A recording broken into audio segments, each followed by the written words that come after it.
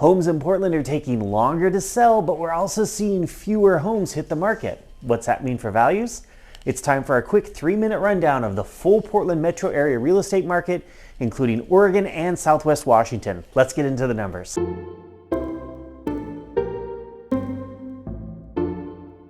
The average sale price was down 1% versus the previous week, but that feels pretty normal for this time of year. Average sale price ended up almost 1% higher than the same week last year, which is in line with the trends that we've been seeing, with values this year pretty much treading water versus the values we were seeing last year, at least for the last couple of months. So buyer demand, measured by the number of new purchase contracts that buyers and sellers agreed to, bounced back up from the previous week's low number. We're up 20%, but keep in mind that previous week, which was the week that school started in a lot of districts here, is typically a sleepy week for real estate. We're expecting to see this number jump up to the 550 range, and you can see here that it did that and a little bit more.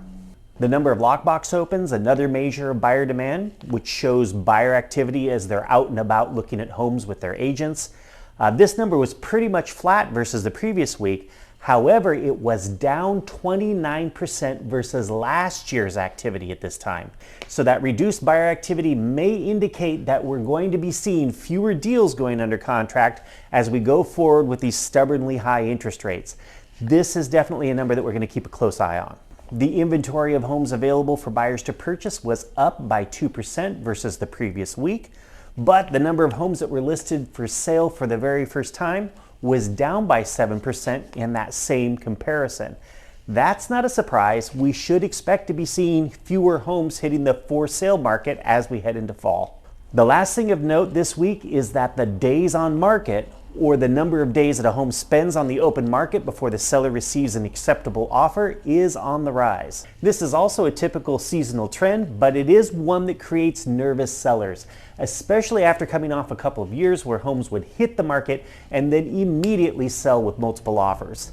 This market requires a little more patience as buyers are taking their time, affordability is an issue, and as a result, on average, sellers are having to discount almost 3% off their original asking price in order to secure a sale.